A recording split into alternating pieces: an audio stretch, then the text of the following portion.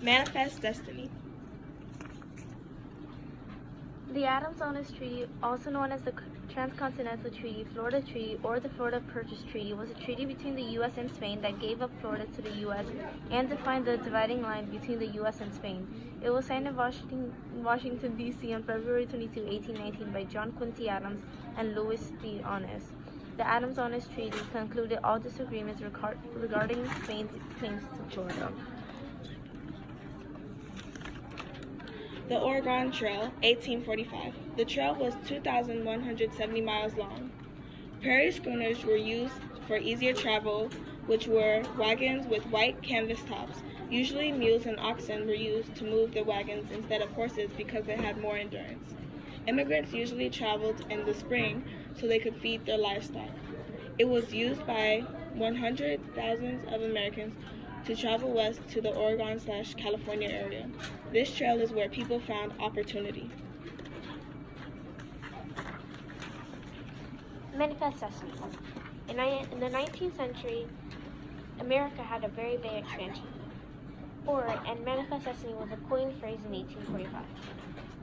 It was also a belief to spread democracy through North America instead of having Native Americans in their land. In effect of this, America got larger and wealthier.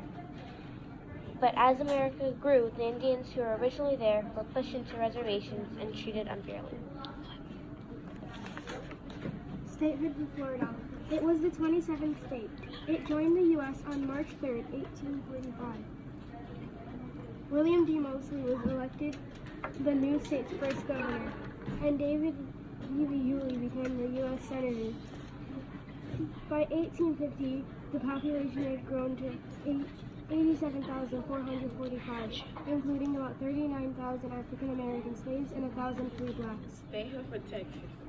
On December 29, 1845, Texas became a state.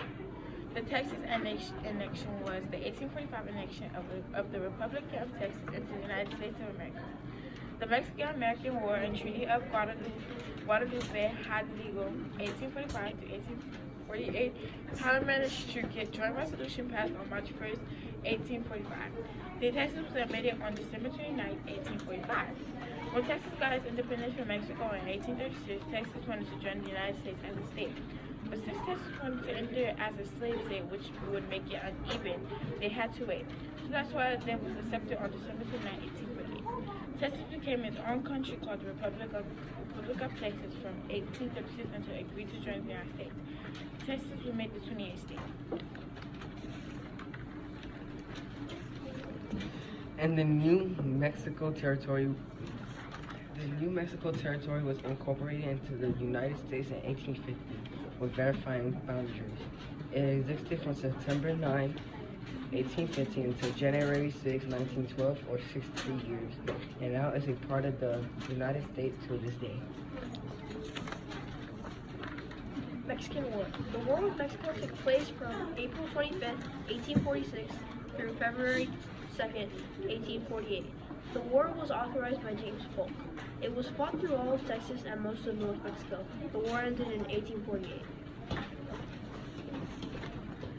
The California Gold Rush. The California Gold Rush, 1848 through 1855, started when James W. Marshall at Sutter's Mill in Coloma, California, found gold.